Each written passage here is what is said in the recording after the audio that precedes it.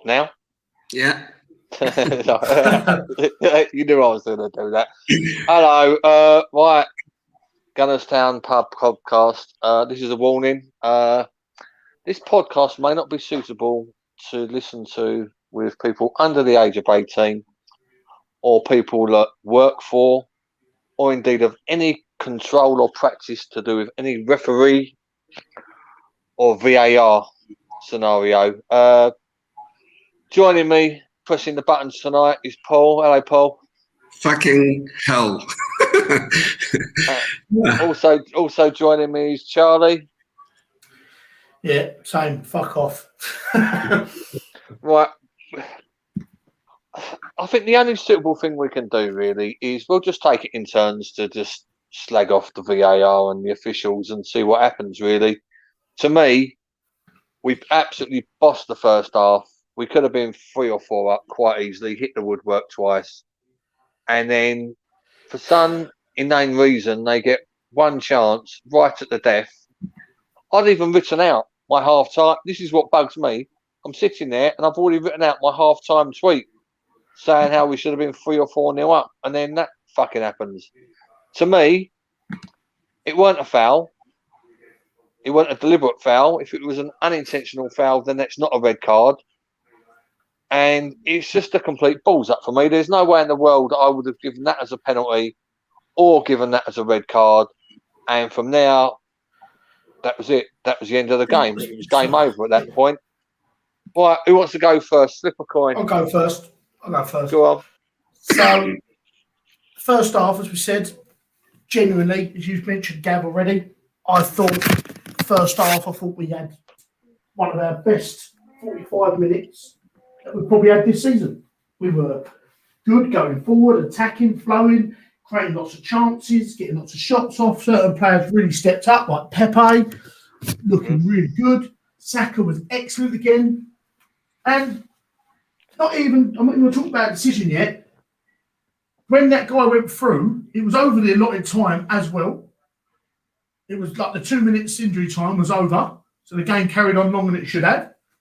And with the penalty, I think if that was at the other end, I would have been screaming for a penalty because your player's got his shot on target. Okay, it's totally accidental. He's hit his knee, but he's still got close enough to put him off.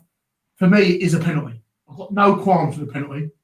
But to have the double jeopardy of it, to have a man sent off as well for that, is a fucking disgrace. It really was. It's killed the game. If we go in at half-time, 1-1, 11 men on the pitch, you think, all right, fuck it. So, well, we come back out with more of the same, please. We go and win that game, 3-4-1. But for that referee to fucking send Luiz off, mate, we all know David Luiz can be a calamity waiting to happen. Okay? And the build-up play from that guy to be put through was not good enough from the midfield. And then we got all over the place at the back. But for the referee to actually go, he gave him a red card before it went to VAR, so he's made his decision. It is a fucking disgrace. You could clearly see from the images that he put his foot back to clear it. And as Luiz is running, he's kicked Luiz's bent knee, who is also running. I've got no qualms with the penalty, as I said, none at all. But that red card is the turning point of that game. Yeah. That's it. Charlie, it sounds like you've stepped out onto the balcony to jump off. Mate, fuming. Yeah, no, go on, Mike, Paul. Yeah, there's not much to add to what Charlie said. I thought that the red card and penalty was meant to be for some kind of cynical, no attempt to play the ball legally. You're playing the man, and there was nothing cynical about that. Luiz had no idea that guy was going to, pull his leg back for a shot, and it clipped his knee more than anything. He didn't really clip the guy. The guy kind of did a backswing and hit Luiz. I just thought it was the fact that the referee went straight for the red card made it hard for VAR because they meant to then correct or overturn, to prove that he was absolutely wrong. And so the ref was a twat the whole night for me. So very frustrating because, like you said, I honestly don't get it. Right? I mean, if Luiz had gone through the back of him, right, then that's a penalty and a red card. Yeah. He didn't go through the back of him. The feather's almost cut across him if you look at it from one angle, and the feather's foot has caught Louise more than Louise has caught him. And it's clear in the rules, an unintentional foul in the penalty area results in a penalty, but it doesn't result in the triple jeopardy of red card, 3-game ban, and the penalty. So this is the sort of shit. I mean, VAR is supposed to be there to correct errors, right? Now, what we've got, unfortunately, is a very good mechanism to check errors with absolute wankers looking at it. Exactly. Because there's no way in the world anyone in their fucking right mind could have said that Louise has intentionally brought down that player. It's bollocks. Absolutely. It's bollocks. And it's Charlie killed the game. The fact that the time was up, the goalkeeper kicked his kick after the 2 minutes was up. Normally, any referee would blow the ball blow the whistle while the ball's in the air. Here's a question for you guys. I generally don't know the answer to it, so it is a question. So, if the referee would have then given the penalty, okay, which granted is what he thought at the time, okay, he thought it was a penalty, and didn't send Louise off, would they then look at that afterwards and they might say, okay, no, it wasn't a red, it's a yellow, but now because he's given the red card straight up, they can't overturn it because it's not. No, they can overturn it, and the referee even told Louise not to walk off yet because he knew that VAR was going to overturn it. An obvious error. Yeah, but the referee even told Louise to stop and not to walk off until VAR had confirmed that it was a red card. He'd already given the red card, so yes, I know. But when Louise walked off, the referee stopped him from leaving the pitch and said, "Just hang on, they're checking it, and it might be overturned, and you might still have to come back on." I mean. That happened. But it's a clear and obvious error because Louise didn't hack the fella down. Do you know what I mean? I mean that it's as simple as that. Did Louise mean to catch him? The answer is no. Fucking stupid. He might as well have given away. Let the fella fucking shoot. Do you know what I mean? There's no way in the world there was a point in bringing him down at that point. Yeah. I don't. Do you know what I mean? And that's what's wrong with these fucking idiots that are watching VAR week in, week out. They make mistakes. Do you know what I mean? Yeah, I even thought that Saka's call for a penalty was. Hey, I thought that was a penalty. I thought it was a penalty. Absolutely. Not only in the first half, but in the second half, they were like, "Oh, it's just a bit of shoulder to shoulder." No, he'd beaten the guy. He was in the box and kind of got bundled over. It was just. There were just so many decisions, Gav, that were just. Well, there was that, and the one in the first half. That's what I'm saying. The first half was clearer than the second. And Wolves players are complaining that it was a corner, but the fella's gone through the back of Saka, then kicked the ball off of him, and no, I mean I don't know where that ref come from either. He was giving us nothing all night. Another one that happened in that game, which just showed how much of a mug he was. It actually went our way. But there was one where they should have had a corner, but it was 3 yards the other side of the corner flag. He should have thrown it to us, to them. Yeah. It was a blatant corner. He didn't have a fucking clue all night. Granit Xhaka's booking as well. That was ridiculous. How was that a booking? It just seems like every tackle these days has to have a yellow card, and that's not right. I'll tell you one thing though, Charlie. There was a break probably halfway through the second half. I think it was Neto got past Xhaka, and Xhaka lunged at him and then lashed out and tried to kick him as he went by. And I thought, oh, fuck, they're going to pull that back, because there was a bit of a... Yeah, I see that. And I was like, Xhaka's going to get a red. And that was before Leno had his... They had the attack, didn't they? They was on the attack, weren't they? Let him play on. Absolutely. But not only he lunged, missed him, and then he actually lashed out. He kicked to try and stop the guy. It was like, that could easily have been a red. And then we would have had the Adidas stripes above our name, 3 red cards and some extra advertising for them. No, it was. Why was what the fuck was Leno doing? No, I know. I mean, let's be honest. The minute they scored at the beginning of the second half, the game was over. Do you know what I mean? Yeah. And the ref was not gonna let us into it, no matter what happened. But what the hell was fucking Leno doing? I thought he just come out and misjudged it, didn't he? Very, very stupid. I mean, we've been full of praise for him last few weeks, and rightly so. But he's just made a judge. I think he just spun off the surface a bit too quick. He's misjudged it, back, gone past him, and it's just a bit of stupidity. I think he could have caught that with his. I think he could have, if he'd moved his hips to one side, he might have just been able to put a nudge on that. But even so, like in mid-air, wasn't he? It was hard because his feet were off the ground, and it was like he couldn't really do that. Rather sort of land the ball, go past him, or do that. It wasn't great. And then, when Runnison came on for him, I mean, let's face it, there were some scary moments after that. I just thought, geez, I thought this can't get worse. And then I was like, oh, actually, yeah, it can get worse. We could probably have somebody else sent off and have our goal difference like completely annihilated, just to really like have our Arsenal back. I was a little bit surprised by the after we went down to 9 men, 10 men. Well, the substitutes. 8 men, 7 men, 6 men, 5 men, 4 men, 3 men, 2 men, 1 man, only the dog spot. Yeah, 10 green bottles. I thought the Lacazette come up at half time. I thought, yeah, I can understand that. Maybe pushing brave decision. Yeah, I thought, yeah, fair enough. Taking Saka and Pepe pushing them. But when he took Pepe off for Aubameyang, I didn't understand that at all. What my thoughts was, we're 2-1 down, we're chasing the game, we still had 10 men. I would have preferred to have seen him maybe Drake Bellerin, put Cedric back on the right, put Saka as left back, and then they weren't coming forward with us. So have 2 at the back, so to speak, and 2 wing backs still with Pepe and with Cedric and Saka bombing up, and then Aubameyang through the middle with Pepe off of him. I think that would have worked much better. And I was very surprised, and when he done that sub, I thought Pepe was playing really well tonight.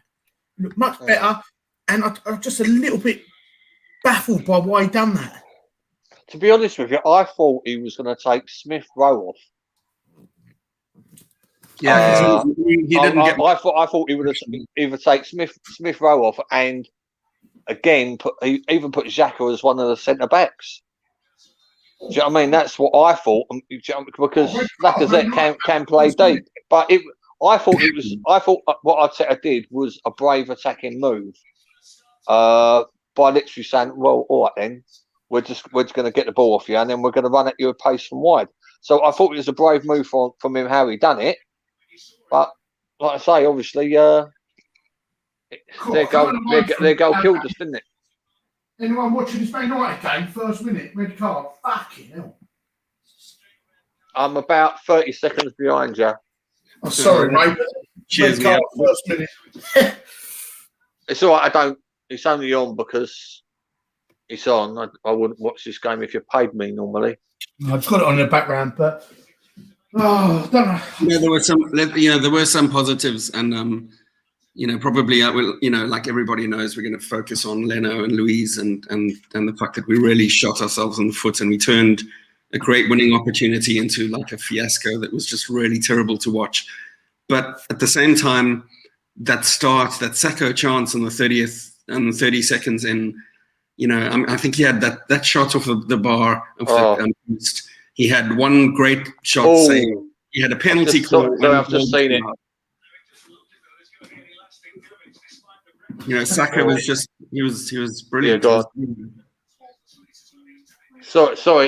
I just seen the red card at Man United. Was it Fernandes? Because I can't stand that ratty little fucker. Yeah, he should have gone. No, it's that fellow that had the shits the other day. Oh, McTominay. Yeah, he's just got a kick where? Oh, he's just got a kick in the knee. To be honest with you, oh yeah, no, it's a bad one. That is a bad one. He's had a lot of chances there, and he was looking really good that first half. Oh, he's looking lightning, wasn't he? Absolutely lightning. Sorry, what are we talking about now? Are we talking about the other game, or are we going to talk about our game? Like I say, I mean, if we want to sort of relive the highlights of the first half, we can do so if you want, boys. But like I say, I mean, I thought it was pretty much the first 15 minutes was the Saka show. I thought Partey was rolling. I mean, I actually had this in my tweet before penalty incident in the first half. Mm-hmm. Look, Partey was roaming the pitch like a second-hand Sierra, right? And do you know what I mean? And understeer. Yeah, no. Oh, Pat Vieira. No, but it's but yeah, no. Like I say, I just can't. I struggle to talk about games when I feel we've been cheated by the officials. And no matter what good or bad come out of it, I just completely struggle with it. I struggle to, in this day and age when you've got VAR and you've got all these millions of cameras around the world, to me, that's just a game like we was cheated. That's the end of it. It's like when at Highbury, the only time that Alan Shearer scored against us at Highbury, and I think it was some December game in the snow and the howl, and I think we had 2 players sent off. They had a player sent off, and they had a penalty. And I just refuse to talk about anything else apart from that game, apart from the fact that I feel we was cheated, and that's what tonight's game goes down to me. Do you know what I mean? You know, Cedric I thought was poor. To be honest with you, tonight I thought Cedric was one of his worst games for us. I thought he was poor. I thought Smith Rowe clearly needs a bit of a breather. Yeah. Looking at one of the comments, Gav, from a guy, Matt Monty, says 8 fouls, 2 reds, 2 yellow cards. Joke. Oh. Can't really argue with that. Is it actually 8 fouls in a game? And we've had 2 reds and 2 yellow cards. It's pathetic. How many fouls did they do? Oh, I don't know. And this is the other stupid thing: is their left back got a yellow right early doors and deserved it. He deserved it as well, right? Why weren't we just bombing at him the whole time? We should just doubled up and bombed at their left back to try and get him sent off in retaliation. Yeah, kicking the nuts. It was a tough one. I felt sorry for. Firstly, I felt sorry for Luis because he can be a clown and he can do some really stupid stuff. That wasn't deserved. And secondly, after Leno did what he did, there was a shot of Arteta on the sideline, and he must be gutted because I mean, like, you know, not only to lose momentum, but to lose it in that way and to lose kind of key players, you know. Like losing Leno is huge. I don't know if Matt Ryan is even close to being ready. I think they should just play him even if he's in a wheelchair on. Oh, we can't have that other guy. No. And we got rid of Macy now as well, haven't we? Yeah. Do we know how long that Matt Ryan's going to be out for? Or I didn't know he was injured, to be honest with you. Hip injury. Hopefully not a hip replacement because that takes a while, I think. And he's pretty young for that, so maybe it's not that bad. But I've got a theory. Yeah, I reckon Leno's standing there thinking, I want to play in the Europa Cup. And they're going to drop me for the Europa Cup. So what I do is I get myself sent off stupidly, miss 3 games of the Premiership, and I might get a jolly up at Benfica because if you look at the fact that Benfica might now be a 1-game match at a neutral place, right? We don't have to put 1 and 2 together to know this neutral place is probably going to be somewhere like fucking Dubai. It'll be Dubai, mate. It'll be Dubai. Durban would be good. Yeah. But do you know what I mean? So, I think Leno's thinking, he might miss out on a bit of a jolly up to Dubai or somewhere for a week or so. Do you know what I mean? It's, I don't know. Like I say, I'm just appalled by him. I thought he was absolutely stupid. It's probably the first stupid thing he's done. He's just won everybody back after everybody getting their knickers in a twist over bloody Martinez, yeah. And he's just won everyone back, and he's been playing really, really well. He's done nothing wrong whatsoever. He's pulled off a few good saves. And then, I don't know, he just sort of adapted his inner layman, didn't he, tonight? I think it's just a little mistake for him. He's kicked off the surface. It happens. I mean, he's move on. As long as Matt Ryan's back, hopefully we'll be all right. But as we said, looking forward now, guys, I think top 4's, I said the other last week after the Southampton game, I thought that was a bit too step far for us.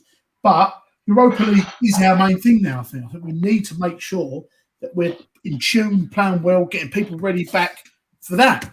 And I think that I thought Gabriel, when he came on tonight, looked all right again, made a couple of big challenges. I know it's hard against a 10 men, but he actually looked better than he did the last couple of games I've seen him play with the fitness. And he's going to be important now. We need him next to Holding. And I know Pablo Mari's fitting now as well. But who do you think you'd go with, Mari or Gabriel? Paul? I think Gabriel probably looks like. Yeah, I think so. I don't know. I mean, Murray's not. I don't know if he's match fit. You know, he's missed a few games. I mean, that's the thing with I've sort of noticed with Arteta that the thing he kind of does, especially with the centre backs, is he gives a chance to those that are in actually possession of the shirt. Right. So I think just because Gabriel's come on today, then I think he's going to be the one that will sort of hold on to it for a bit. And to be fair, him and Holding had a good run together, didn't they? Before I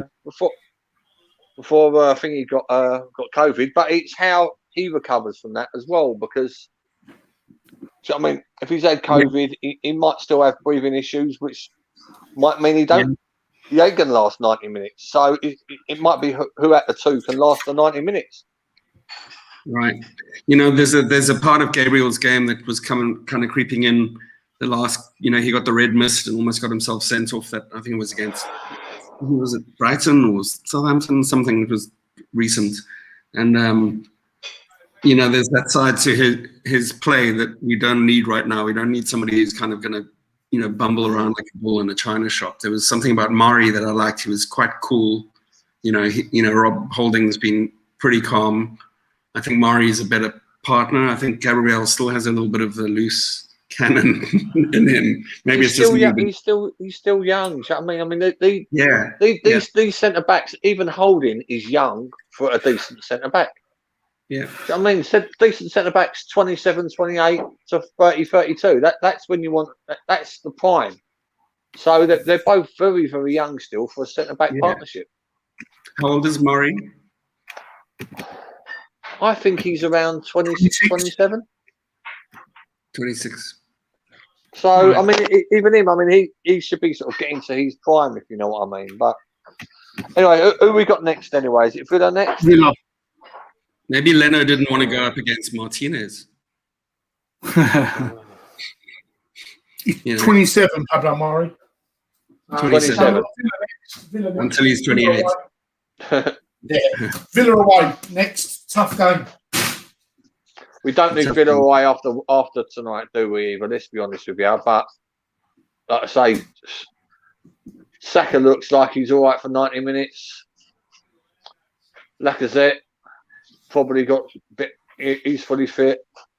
Pepe's looking better in spells. We got Aubameyang's back as well. This wasn't really the kind of game for Aubameyang to rescue anything, you know. I mean, he had that one chance at the end, and I think he could have done better. He was blocked down pretty quickly, but that chance was so unlucky, wasn't it? I mean, I think with Bellerin done a bit of good work there, but I think he just chose the wrong option because Saka was coming on the edge of the box. Yeah, and he had a much better coming onto the ball, better strike. But it went to Aubameyang, and he done the first chance, like the swivel turn. I just had been a bit more composure. And I'm going to comment on Bellerin tonight. I think his final ball in the final third is fucking terrible. Really annoys me. And it infuriates me. He gets in some great positions and he wants to cut back again, or he wants to, I don't know. I think Cedric's been excellent playing at left back. I thought the first half tonight, again, he played well. And a lot of stuff come down at left side. Him and Pepe linking up well with Smith Rowe, the quick 1-2s.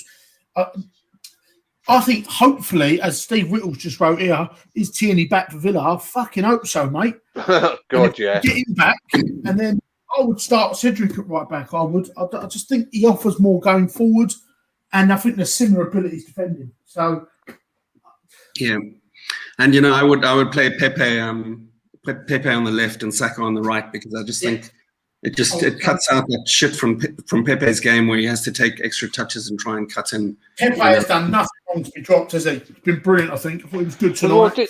Well, this is the stupid thing about Pepe, right? We've put him down the left. He's predominantly left-footed. his goal tonight, he cut in and hit it with his right right foot.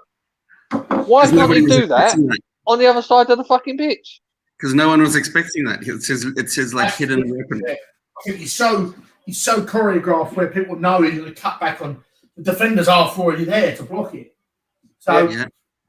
I think Saka's very left-footed too, and he scored some great right-footed goals. Yeah, I think and on that side, when he's on the left, he's got options, isn't he? Like when he's playing on the left, the defender don't know if he's going to go past on the left and cut one in, or if he's going to cut back on the right, which he's getting in. So it might suit him a few games out there, just to mix it up a bit.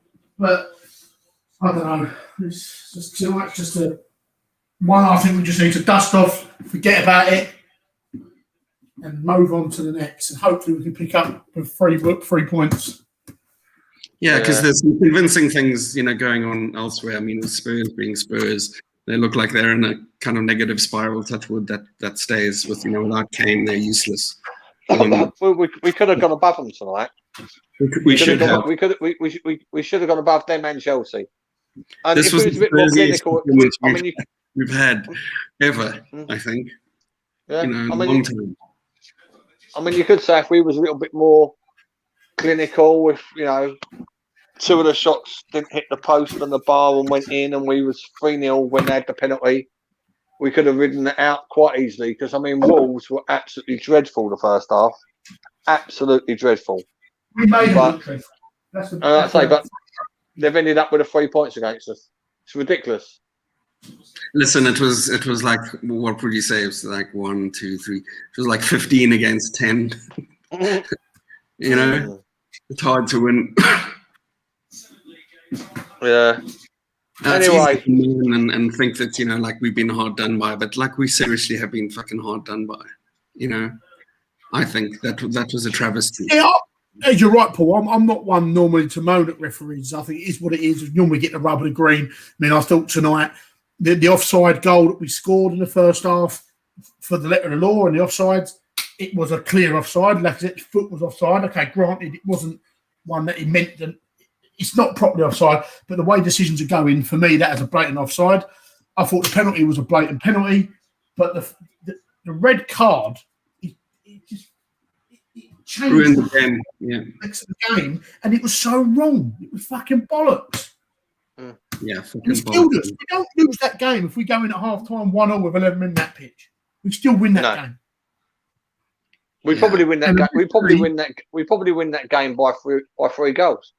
I still believe we do. We was playing that well. That first half, for me, is probably, bar the first half against West Brom, probably the best we've played all season. We were brilliant. We really was good. We were knocking it about. We were pressing high up the pitch. We were attacking. Lots of shots, lots of chances. We looked really good. And that fucking party was playing well. Just fucking heartbreaking, mate. Yeah, because it was not only the bad decisions against us, but we were also so unlucky. Even Saka's shot off the post comes back, and it's just like 2 meters past of Lacazette, who's ready there and following up. It's like those things always fall to opposing team. Like they get the chance to tap it in. Not with us. It was just so. It was just it was not meant to happen for some reason. Maybe I don't know. I saw a thing earlier, right? That I think it's something silly that since Arteta's been at us or whatever, we've had 9 red cards, right? And the nearest other club has had 3. Yeah. Right? Now, I'm struggling to think of dirty we are as a team. I mean, are we a team full of bruises that's going around kicking people? And it ain't. We're not getting a lot of double yellow sent-offs. It's just stupid. Yeah, if you did a compilation of them, Gav, I think you'd probably find that half of them were wrong decisions, and the other half were just, unlucky. Stupidity, yeah. Yeah, just stupidity or bad luck, Like we don't have these kind of players that are. I mean, Xhaka every now and then will lash out or do something stupid. Like Pepe's headbutt attempt on that, those were stupid. But in general, it's just, like Aubameyang going into close down a clearance and, and his foot is up and the guy kicks the bottom of his studs and he's the guy being sent off, that kind of thing. It's just... Well, that one away at Palace. Yeah, I think it might have been last season, but it was just typical of the kind of red cards that are given against us. Eddie, looking over his shoulder, trying to get catch a ball out of the air, and turns around and there's somebody in his way who he barely touches. He's sent off. Like they're just ridiculous red cards mostly, and just the pundits, that are behind the cameras, they are just awful. No, it's not great. No, I had the Americans on tonight. The BT link on my dodgy box weren't working right, so I watched it on NBC, which was quite good actually. They'd done a really, really sorry for changing the subject because it was actually good. They had Robbie Earle in the studio, yeah. Mm-hmm. And before the game, they was talking about the various incidents that's been happening on social media with regards to racism. And Robbie Earle stood there, well, this is a social media issue, it's not particularly a football issue, and blah, blah, blah. And then Robbie Earle turned around and just completely out of nowhere, he said, with all black players, really, I've got to thank Ian Wright. He said, before then, he said, obviously you've got to praise, the Viv Andersons, Cyril Regis, etc., before that. He said, but we kind of went on the pitch and was like, we didn't want to sort of like get anybody to sort of pay attention to us or anything like that. He said Ian Wright was the first player that said, right, I'm black, I'm proud, I'm playing for the Arsenal, and like me or lump me, and he showed off and done his thing. And the way I'm not wording it correctly, but if anybody can go back and see like this little 5-minute thing with Robbie Earle, it was really, really good the way he sort of credited Ian Wright for, the way that black players are accepted in the Premiership and accepted by the supporters as well. Because let's be honest, when you go through and look at, 9 times out of 10 when you're seeing racist remarks on Twitter or Instagram, it is somebody who doesn't live in the UK when they're talking about, British and English football. 9 times out of 10, 9 out of 10 of the comments, it is somebody from some foreign muppet like me. Well, to be honest with you, yeah, because it's like I say, don't get me wrong. I'm not having a pop at all foreign supporters, but when you look at the sort of names and the locations of people that are, using the N word and calling people the M word, the majority of them are from third world countries, or do you know what I mean? They're predominantly sort of African and predominantly Indian, blah blah blah. Shithole countries, they're called. Well, yeah, but like I say, I mean, this interview with Robbie Earle it was really good how he sort of said, look, how Ian Wright, he sort of to all the black players coming behind him, he sort of said to them, it's okay to go on the pitch and show off. It's okay to go and celebrate your goal like you mean it and have a little dance after it and etc. etc. It was, like I say, that was the highlight of my evening actually. Well, Ian Wright's in God, isn't he? Yeah. I love Ian Wright, mate. He's a lovely guy. It's great to listen to as well. Of all the kind of the pundits at halftime, we've got Premier League here in South Africa. They show Ian Wright quite a lot, and that twat Tim Sherwood. But Wright is he's just so respectful, and he gives credit where it's due. He big ups people. He there's no snarky kind of. He's just got such a great energy. I just give that guy a statue like in a hurry. 100%. Rocky and Wright. He's got. They've got to do right. There's a picture. I've been saying this for years. Right. There's a picture of Rocky and Wrighty at that game in Southampton, right? Their arms around each other, the shoulders thing. Yeah, when they're sort of got their arms around each other, running towards the camera. Yeah. Right? Obviously, the more famous one is when Rocky's when Wrighty's on the floor and Rocky's going towards him with his arms out. But that ain't going to make a good statue. The two of them with their arms around each other, that would say so much, because it's two black lads from South London playing for Arsenal. Do you know what I mean, that would just make the ideal next statue. And absolutely, I know people sort of. I mean, there is calls for something with the 71 squad, which something should be done more than what they're doing with it. But like I say, I definitely think that picture should be the next statue. Yeah, I think we should start a petition. I think many have tried, mate. Many have tried. I think we should have a petition. I think we should have raise some money and build our own. we should start a petition to get Stevie Wonder, who was working for VAR tonight, a new job. Yeah, exactly. Oh, right. Shall we call it, boys? Yeah. What's your prediction for the weekend, Gav? Do you have one? Don't know. You can't tell these days, mate. You can't tell it. It's one complete stupidity from an official, and you've lost the game. But I would like to think, look, if we can get if Tierney's back, I think we can win 3-1. I'll go for that. That's great. You, Charlie? Yeah, I'm going to go for another clean sheet for the Arsenal. Yeah. You cut out after that, Char. Is that, mate? Oh, you cut out to me after that. Clean sheet and what? 2-0? I think 2-0 to the Arsenal, and I think we'll get Pepe and Saka the goals. Yeah, Inshallah. Let's hope so. It's a long week until that happens. Anyway, thank you very much, everybody, for joining us.